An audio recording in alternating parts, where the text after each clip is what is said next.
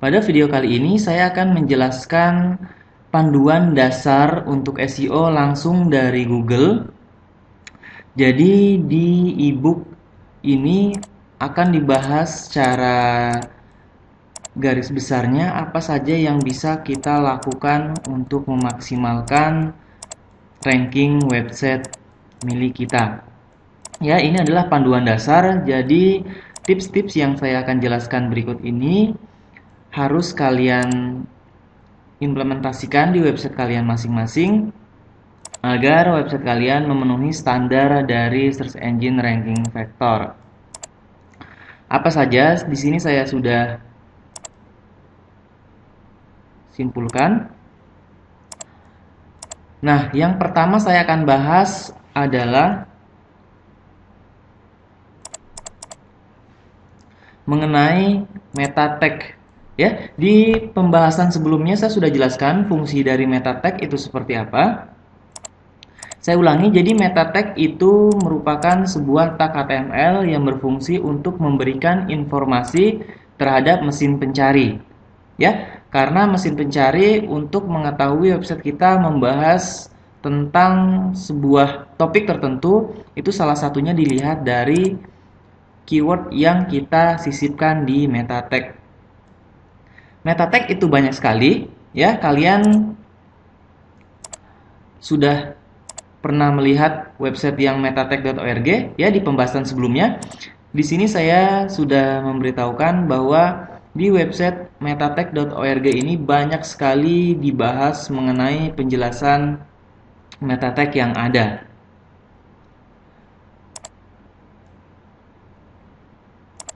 Nah, namun walaupun banyak sekali adanya meta tag ya, kalian tidak perlu mengetahui semuanya karena tidak semua meta tag itu memberikan pengaruh yang besar terhadap hasil pencarian website Anda.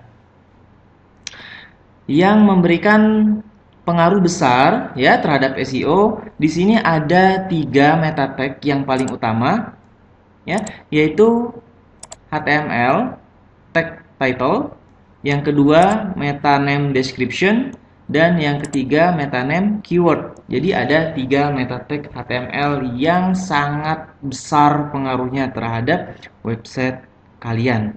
Jadi pastikan 3 meta tag ini harus selalu kalian tulis di website kalian masing-masing. Sekarang saya akan jelaskan untuk yang title. Ya, cara penulisannya seperti ini. Ada tag title pembuka dan tag title penutup. Kemudian di tengahnya ya kita harus menulis judul yang sesuai dengan topik yang kita bahas dan yang pasti harus mengandung kata kunci. Jadi kata kunci yang kita targetkan harus berada pada judul. Judul dari halaman website ataupun judul dari setiap artikel yang kita tulis. Kemudian selanjutnya ada description. Description cara penulisannya seperti ini.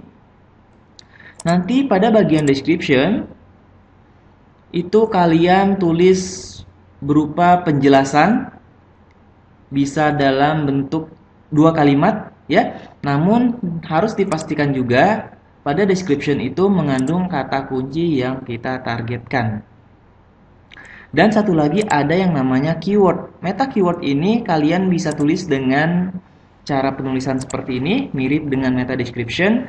Hanya saja pada bagian konten kalian tulis kata kunci yang dipisahkan oleh tanda koma. Ya. Nah, sekarang saya akan berikan alasannya kenapa 3 ini sangat penting ya diterapkan di website kalian. Karena seperti ini. Misalnya saya melakukan pencarian dengan kata kunci belajar bahasa Inggris. Nah, pasti di hasil pencarian kalian akan melihat 3 warna ya di setiap kelompok website yang ditampilkan Google. Ada yang berwarna biru, ada yang berwarna hijau, dan ada yang berwarna hitam. Nah, yang berwarna biru ini ini merupakan title yang kita tulis di website kita, ya. Sehingga title kenapa selalu dianggap paling penting dari sisi on-page SEO, karena dia selalu akan ditampilkan di hasil pencarian. Nah, oleh karena itu, kenapa website ini tampil di hasil pencarian? Karena saat saya mengetikkan kata kunci belajar bahasa Inggris, maka di title-nya mengandung kata kunci belajar bahasa Inggris. Kemudian yang kedua adalah bagian yang berwarna hitam ini diambil dari description. Dari description yang kita tulis di website kita. Kenapa website ini tampil? Karena adanya kata kunci belajar bahasa Inggris di description-nya. Jadi selalu di bagian title mengandung kata kunci, di bagian description juga mengandung kata kunci. Dan yang berwarna hijau ini adalah URL. URL juga sebaiknya mengandung kata kunci yang kita targetkan. Untuk keyword ini tidak ditampilkan di hasil pencarian Google, ya. Sekarang saya kembali ke sini. Sekarang apa saja yang bisa kita lakukan, yang bisa kita maksimalkan dari meta tag, ketiga meta tag itu, ya. Yang pertama di bagian title. Yang pertama kita harus membuat title itu unik dan akurat. Artinya unik, kita usahakan setiap kali kita membuat artikel, ya, setiap kali kita membuat artikel atau konten, maka diusahakan judulnya itu harus berbeda dengan judul artikel yang lainnya. Kemudian selain unik, yaitu akurat. Artinya judul itu harus mewakili daripada apa yang kita bahas di artikel itu. Ya, jangan di artikel itu kita bahas soal bahasa Inggris, judulnya soal SEO. Itu artinya nggak nyambung, ya. Jadi selalu buat unik dan akurat untuk bagian title. Terus juga buat judul yang singkat tapi jelas. Membuat sebuah judul jangan terlalu panjang atau terlalu sedikit, misalnya cuma satu kata, ya. Di kira kurang lebih 60 karakter. Singkat, jelas, dan mengandung kata kunci yang ditargetkan. Dan jangan lupa akurat terhadap apa yang kita bahas di artikel itu. Ya. Kemudian yang harus dihindari adalah yang pertama title yang tidak relevan dengan konten. Ya, nggak nyambung terhadap konten yang dibahas. Kemudian menggunakan title yang sama pada halaman yang lainnya. Jadi membuat judul itu selalu sama di setiap artikel. Ya, mentang-mentang kita ingin mengejar kata kunci cara belajar membuat website, semua artikel kita kasih judul yang sama, cara belajar membuat website, cara belajar membuat website. Padahal itu Google sendiri menyarankan untuk menghindari, ya, menghindari untuk melakukan itu. Kemudian judul yang terlalu panjang. Kemudian yang harus kita hindari adalah memasukkan keyword yang tidak berhubungan terhadap konten. Ya, hati-hati untuk memasukkan keyword pada title. Jangan sampai keyword yang kita masukkan tidak ada hubungannya, sehingga takutnya dianggap tidak relevan. Itu untuk dari sisi title. Kemudian selanjutnya kita bahas lagi di bagian meta description. Apa saja yang kita bisa maksimalkan di meta description? Yang pertama, meta description juga harus unik di setiap halaman. Ya, kalau kalian menggunakan platform WordPress, maka kalian tidak bisa membuat meta description ini harus unik di setiap halaman. Kalau kalian tidak menggunakan plugin, ya. Jadi untuk pengguna WordPress kalian harus install dulu plugin. Salah satunya adalah All-in-One SEO. Ya, nanti ketika kalian install plugin tersebut di WordPress, maka di setiap kali kita membuat artikel, nanti di bagian bawah akan ada form yang kita bisa masukkan title, description, keyword, sehingga setiap halaman, setiap artikel yang kita tulis, title, description, keywordnya selalu unik.